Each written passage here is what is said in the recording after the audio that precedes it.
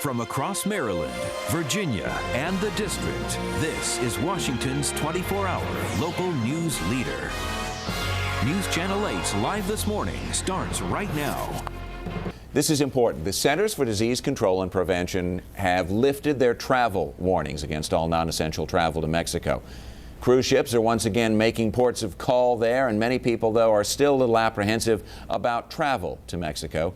Eduardo Chayo is the regional director for the U.S. at the Mexico Tourism Board, and he's been good enough to join us live here in the studio this morning to talk about Americans traveling to Mexico. It is every year a very popular destination, a vacation destination for an awful lot of Americans, and you're here to try and say, give us a try again because things are okay, right?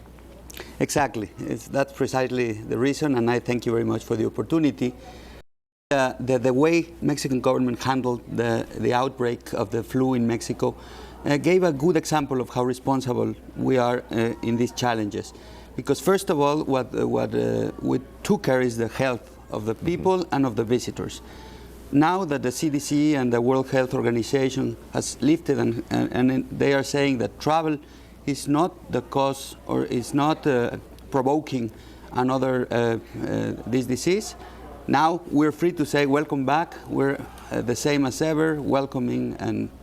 And my guess is that there's plenty of availability now, because when something like this happens, it's sort of a natural response. Oh, I'm not sure that I want to go someplace where there have been problems.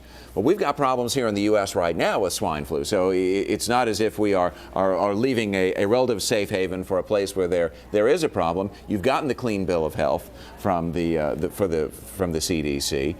It never was that big of a problem in the tourism destination hotspots in Mexico.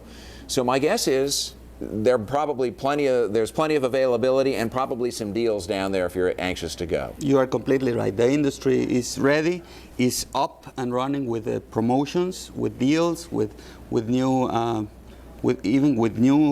infrastructure, with new businesses. So we're ready to receive the American visitors. Some background is probably helpful too if people are thinking about this. The focus, at least on the coverage here in the United States, was with the situation very often in Mexico City, which is of course an important destination. It is a huge metropolitan area. But what we didn't see was problems necessarily in Cancun, Acapulco, the places that are sort of the traditional tourist destinations in Mexico. Was there a swine flu problem there at the worst of it?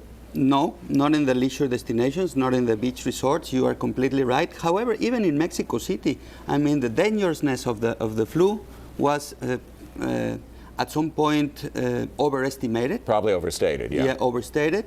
And maybe the measures that President Calderon took were a little bit exaggerated, but it's always better to exaggerate in health issues than to be short on them. No, I think we learned in this country too. You err on the side of prudence. You want to be more active than less active, Exactly. and I think everyone is pleased about that. We're coming into the summer tourism season again, and I guess it's probably useful to make one more good pitch. The folks in the places that so many Americans have gone for so long and enjoyed so much are there, and they're looking for their friends to come back. Exactly, and today we're very happy to have the first cruise back to Cozumel, on Thursday to Los Cabos. I mean, the flights are also recovering. So on summer, I suppose we will be the same as always, welcoming Americans with the warmth of the Mexicans. Eduardo Chayo, thank you so much. Thank It's you good very to much, have you Dave. here, and here's hoping for a successful summer tourism season in Mexico after what was it was a difficult spring, but we're past all that now. I hope so. Thank you for Thank joining. you.